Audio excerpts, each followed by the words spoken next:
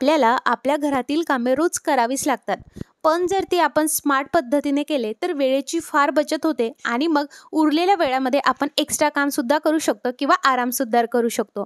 मग चला अशाच काही नवनवीन टिप्स आपण आज बघणार आहोत. टिप नंबर पहिली, आपल्याकडे जेव्हा एखादं पार्सल येतं तर त्या पार्सलवरती ना आपली पूर्ण इन्फॉर्मेशन असते. जसं की आपलं नाव, आपल्या घराचा पत्ता, मोबाईल नंबर ही कधी कधी असतं जर काही वेगळं पार्सल आलं असेल तर. मग अशा वेळेस जर आपल्याला हे फेकून द्यायचं असेल तर मग आपली जी काही पर्सनल इन्फॉर्मेशन आहे ती आपल्याला पुसून टाकायची असेल तर काय करायचं, जुना पुराणा एखादा परफ्यूम घेऊ शकता किंवा जो तुम्ही वापरत आहात तो परफ्यूम तुम्हाला त्यावरती मारायचा. अगदी मिनिटभर थांबायचं. हळूहळू त्यावरती असलेली पूर्ण इन्फॉर्मेशन नाहीशी होते आणि मग तुम्ही हे जे काही कार्डबोर्ड आहेत किंवा एखाद्या प्लास्टिक रॅपमध्ये काही आलं असेल ते फेकून देऊ शकता. खूप छान हॅक आहे आणि मला हा हॅक खरंच वाटतं सगळ्यांनी हा हॅक नक्की करून बघावा. कारण आपल्या जे काही पार्सल येतं त्यावरती पूर्ण घराचा पत्ता आणि फोन नंबरसुद्धा असतो. सो ही ट्रिक जर तुम्हाला आवडली असेल तुमच्या मित्रपरिवारासोबत नक्की शेअर करा. कारण ह्या ट्रिकची सगळ्यांना गरज आहे आणि जुन्या परफ्यूमचा यासाठी सुद्धा तुम्ही नक्की वापर करून बघा. चला मंडळी, नंतरची टीप बघूयात. इकडे मी घेतलेला आहे कापूरची वडी. तुम्ही 1 ते 2 घेऊ शकता आणि आपल्याला अगदी हाताने सहज ती पावडर करता येते. त्यानंतर आपल्याला यामध्ये घालायचं आहे साधारणतः 2 ते 3 चमचे गुलाबजल. आपण गुलाबजलचा वापर खूप साऱ्या गोष्टीसाठी करत असतो आणि याचा खरंच स्मेल खूप छान असतो. सो आपल्याला 2 ते 3 टेबलस्पून टाकायचे. तुम्ही जास्तसुद्धा टाकू शकता. आणि नंतर यामध्ये अर्धा ग्लास पाणी टाकायचं आहे. तुम्ही बघणार हे जे काही पाणी आहे हे यामधनं ना तुम्हाला असा कापूर आणि गुलाबजलचा स्मेल येत जाईल. पण हे अर्धा तास तसंच ठेवायचं आणि नंतर याचा वापर करायचा. हे पाणी जे आहे तुम्ही कोणत्याही बॉटलमध्ये ठेवू शकता. जर घरामध्ये तुम्हाला असं वाटत असेल खूप कुंबट वास येत आहे किंवा कपड्यांवरतीही कुंबट वास येत आहे, अशा वेळेस तुम्ही ह्या स्प्रेचा नक्की वापर करा. सायलेंट स्प्रे आहे.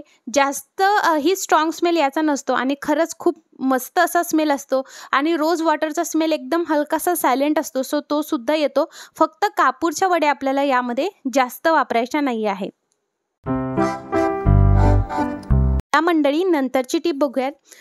हिवाळा असो, पावसाळा असो किंवा उन्हाळा असो. आता उन्हाळ्यात ही समस्या थोडी कमी उद्भवते, पण मला ही हिवाळ्यात आणि पावसाळ्यात नेहमी ही समस्या उद्भवतो. ते म्हणजे गव्हाचं, ज्वारीचं कोणतंही पीठ आणलं तर हे लवकर खराब होतं. मग अशा वेळेस मी हप्ताभर जेवढं मला हवंय मी तेवढंच दळून आणते. पण नेहमी ते शक्य नसतं. कधी पाहुणे आले तर मग अशा वेळेस आपल्याकडे पीठ जे आहे नाही राहत.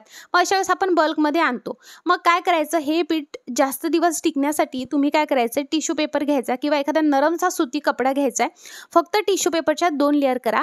त्यामध्ये खडे मीठ टाकायचं आणि त्याची पोटली बनवायची. माझं ना पीठ हे खूप खराब व्हायचं, त्यामुळे मग मी जसं तुम्हाला सांगितलं मी कमीच दळून आणायचे.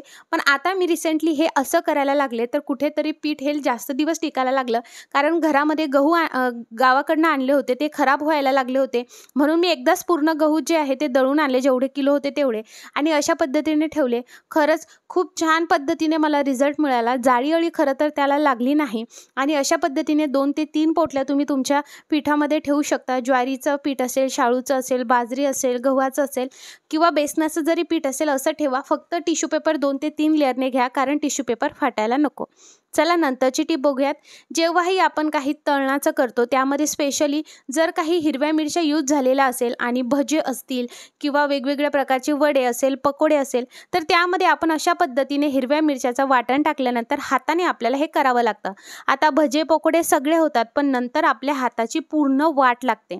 मग कधीही भजेचं पीठ मळत असताना, भिजवत असताना किंवा ते तळायला लागत असताना सगळ्यात पहिले हाताला आपल्याला पूर्ण ऑइल लावून घ्यायचं आहे आपल्या तळ हाताला. म्हणजे काय होईल, आपल्या हातावरती ऑइलची एक लेअर जमा होईल आणि जो काही तिखटपणा त्या बॅटरमध्ये आहे तो तिखटपणा आपल्या हाताला बिलकुल जाणवणार नाही. ही टीप नक्की ट्राय करून बघा. आणि जर तुम्ही हाताला तेल लावलं नाही तर मग तुमचं जेही काम आहे ते झाल्यानंतर हाताला जे काही व्हाईट कलरचं कोलगेट असतं ते नक्की लावा. अशाने हाताची जे काही आग होते ना ती होत नाही. कधीही हिरव्या मिरच्या तळत असताना ती अशा मधातून आपल्याला कट करून घ्यायची आहे. असं केल्याने जेव्हा तुम्ही ते तेलामध्ये हिरव्या मिरच्या टाकता त्या बिलकुल अंगावरती उडत नाही. आणि नंतर तुम्हाला जर अशा पद्धतीने फ्राईंगवाल्या हिरव्या मिरच्या बनवायच्या असेल तर त्या झाल्यानंतर लगेच त्यावरती मीठ टाकावं, म्हणजे अगदी हॉटेलसारख्या मिरच्या आपल्या घरच्या घरी तयार होतात. पण कधीही मिरच्या तळताना आपल्याला भीती वाटते की ती अंगावर उडते आणि वाटायलाच पाहिजे, त्यामुळे ही टिप नक्की ट्राय करा. गणेशोत्सव सुरू आहे त्यामुळे आपल्या घरी मोदक बनतात आणि जास्त करून उकडीचे मोदक बनतात. आता बघा, उकडीचे मोदक जेव्हा आपण बनायला लागतो तेव्हा जर आपण ते स्टीम केलं तर बऱ्याचदा ते खाली जे आहेत चिपकतात. मग असं होऊ नये म्हणून त्यासाठी नेहमी केळीचं जे काही पान असतं त्याचा वापर करावा. जर केळीचं पान नसेल तर मग जी गाळणी तुम्ही ठेवत आहात त्याला तेल लावावं. असं केल्याने मोदक खाली बिलकुल चिपकत नाही. आता बघा, आपण फ्रीज कसं डीप क्लीन करायचं यावरती भरपूर व्हिडिओ बघितला आहे. पण जर तुम्हाला लाईट बिल हे खूप जास्त येत असेल तर एक वेळ तुम्ही ही टिप नक्की ट्राय करा. जर तुमचं जे काही गास्केट आहे किंवा रबर आहे त्यामध्ये भरपूर कचरा साचलेला असेल किंवा मग तुम्हाला हे साफ करायचं तरी पण व्यवस्थितरित्या साफ करता येत नसेल तर काय करायचं, बेबीजचे जे सॉक्स असतात ते घ्यायचे आणि चम्मच घ्यायचा आणि याला तुम्ही एखादा रबर बँड वगैरे लावू शकता. बऱ्याचदा आपलं जे गास्केट असतं आणि लाईट बिल जास्त येतं तर त्याचं कारण असतं की आपलं जे गास्केट आहे ते ढिल्लं झालेलं आहे. तर मग ते कागदाच्या साह्याने एकदा चेक करावं. ढिल्लं झालं असेल तर एक वेळ गास्केट व्यवस्थित साफ करावं आणि गास्केट हे करून जर व्यवस्थित होत असेल तर अतिउत्तम, नाहीतर तुम्ही सरळशा टेक्निशियनला बोलून ते करावं. नाहीतर अशा वेळेस आपली जी फ्रीजमधील थंडी हवा असते ती बाहेर येते आणि बाहेरील जी काही गरम हवा आहे ती आतमध्ये जाते आणि अशा वेळेस कंडेन्सरवर जास्त लोड येतो. त्यामुळे काय करायचं आहे, अशा पद्धतीने सॉस आणि चम्मच घालून तुम्ही हे गास्केट साफ करायचं. खूप छान पद्धतीने साफ होतं. आता मी तुम्हाला हे जवळून सुद्धा दाखवते.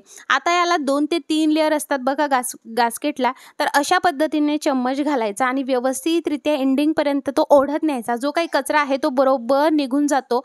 तुम्ही हवं तर सॉक्स हा जो आहे ओलसर करून घेऊ शकता, म्हणजे जी काही धूळ वगैरे बसलेली असेल ती सुद्धा निघते. बघा, आता एक जे पॉकेट आहे ते पूर्ण साफ झालं, पण दुसरं मात्र तिथे एक पांढरी लेअर तुम्हाला दिसत आहे. मी तुम्हाला जी आहे ती लेअर जवळून सुद्धा दाखवते, बघू शकता. आता ही सुद्धा मी कशी स्वच्छ करते ते पण तुम्हाला दाखवते. सो सेम पद्धतीने आपल्याला हा चमच्याने हे करायचं आहे आणि फक्त जर तिथे तुम्हाला असा कचरा आढळत असेल तर अशा वेळेस सॉक्स आपल्याला बिलकुल ओला करून घ्यायची गरज नाही. तुम्ही ही ट्रिक नक्की ट्राय करून बघा, तुम्हाला खूप आवडेल. या संपूर्ण टिपमधली तुम्हाला सगळ्यात जास्त कोणती टिप आवडली ती सुद्धा कमेंट करून नक्की सांगा. अजून कशा रिलेटेड व्हिडिओ तुम्हाला बघायला आवडतील ते सुद्धा मला कमेंटमध्ये नक्की सांगा. आणि जेव्हाही तुम्ही हे करत आहात तेव्हा एक गोष्टीची नक्की काळजी घ्या की आपला फ्रीज जो आहे तो सुद्धा व्यवस्थित साफ असायला हवा. फ्रीज कसा स्वच्छ करायचा यावरती आपण पूर्ण हा डिटेल व्हिडिओ बघितलाय. लिंक मी खाली डिस्क्रिप्शनला देते, तुम्ही नक्की जाऊन चेक करा. आता इकडे मी फ्रीजर सेक्शनचं सुद्धा रबर आणि खालचं रबर सुद्धा व्यवस्थित स्वच्छ करून घेतलेलं आहे. आणि फ्रीज तर मी आधीच स्वच्छ करून घेतलाय, फक्त हे रबर राहिलं होतं जे की मला तुमच्यासोबत ही टिप शेअर करायची होती. आणि बघता बघता तुम्ही बघू शकता जो काही पांढरट म्हणजेच कचरा इथे अडकलेला होता तो पूर्ण निघून गेलेला आहे. सो चमच्याचा आणि सॉक्सचा असा वापर तुम्ही नक्की करून बघा, तुम्हाला खरंच खूप आवडेल. आणि मंडळी, हा व्हिडिओ जर तुम्ही फेसबुकवर बघत असणार तर लाईक करा, फॉलो करा आणि तुमच्या मित्रपरिवारासोबत नक्की शेअर करा. आणि असेच व्हिडिओ तुम्हाला बघायला आवडतील का ते सुद्धा कमेंटमध्ये मला नक्की सांगा. आणि जर तुम्ही सबस्क्राईब केलं नसेल तर नक्की सबस्क्राईब करा आणि व्हिडिओला जरूर लाईक करा. हा व्हिडिओ बघितल्याबद्दल तुम्हा सर्वांचे खूप खूप आभार मंडळी.